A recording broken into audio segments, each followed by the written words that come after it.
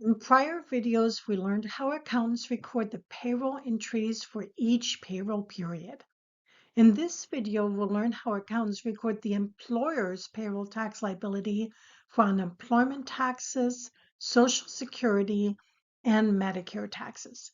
There could be additional employer liabilities for payroll, like workers' compensation insurance, and other employer payroll liabilities that accountants also need to record.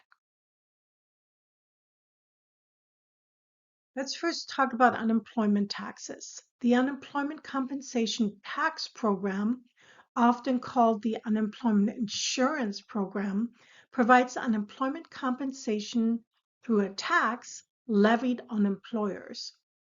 The federal unemployment tax rate is 6%, less the state unemployment tax credit of 5.4%. Thus, the federal tax rate is reduced to 0.6%, which is 6% minus the 5.4%. Typically, unemployment taxes is recorded with each payroll period, and that is what SB Express Company does. It records the state and federal unemployment tax expense at the end of each payroll period, and the unemployment taxes for the payroll period ending January 6th are calculated by taking the federal unemployment taxable wages from the payroll register and multiplying them by 0.6% for $13.49. In our case, the state unemployment taxable wages have the same maximum wage base as FUTA, but in states where that isn't the case, like for instance, Alaska and Idaho, you would need an additional column in the payroll register to track the state unemployment taxable wages. However, here, we simply use the same wage amount for SUTA as we did for FUTA and multiply it by 4% because SB Express Company has a reduced rate for $89.90 and a grand total unemployment taxes of $103.39. We'll record the unemployment tax expense by debiting the payroll tax expense account for $103.39 and crediting the federal unemployment tax payable account for $13.49 and the state unemployment tax payable account for $89.90. When is the unemployment tax due to the taxing agencies? In most states, the due date for the state unemployment tax return is the last day of the month following the end of the quarter and is paid electronically with the return. Federal unemployment tax returns are not due quarterly for the federal unemployment tax. The employer submits only an annual return. However, the federal unemployment tax payments are electronically deposited through EFTPS. Deposits are made quarterly and are due on the last day of the month following the end of the quarter. The federal unemployment tax is calculated at the end of each quarter, and it is computed by multiplying the first $7,000 of each employee's wages by 0.006. A deposit is required when more than $500 of federal unemployment tax is owed. If $500 or less is owed, no deposit is due. Any deposit due of $500 or more should be electronically deposited.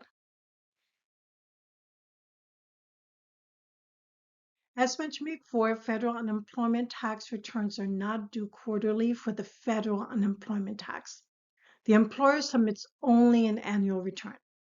This annual return is Form 940, the employer's annual federal unemployment tax return. The return is due by January 31st of the following year, but is extended to February 10th if all tax deposits were made on time. So let's take a look at this form. At the top, we have the employer section where we list the employer ID number and then the company name and address. The section to the right is only completed if this is an amended return. A successor employer to indicate that there are no payments to employees or that the business is closed. In part 1, we fill in the abbreviation for the state where the business paid unemployment taxes, or if there are multiple states, the employer would complete Schedule A. In part 2, box 3, we list total payments, but list in box 5 the amounts that are above the threshold of $7,000 for each employee. In this case, $81,870. We subtract that amount from the total wages to arrive at the taxable FUTA wages, which should agree to our FUTA taxable wages from the payroll register. We then multiply the taxable FUTA wages by 0.6% to arrive at the FUTA taxes. If there are any adjustments, they're listed in Part 3. We subtract any deposits from the calculated FUTA tax to arrive at the balance due or overpayment in Part 4. In Part 5, the employer lists the FUTA tax liability by quarter. If the amount on line 12, the total FUTA tax after adjustments is greater than $500. Part 6 is used if the form was completed by someone other than the employer and the employer grants permission to contact that person. The employer signs, dates the form, and prints the name, title, and phone number.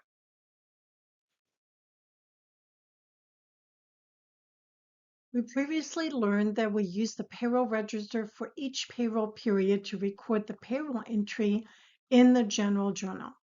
This journal entry records the wages, salaries, the payroll tax liability withheld from the employee's gross wages, and the net pay.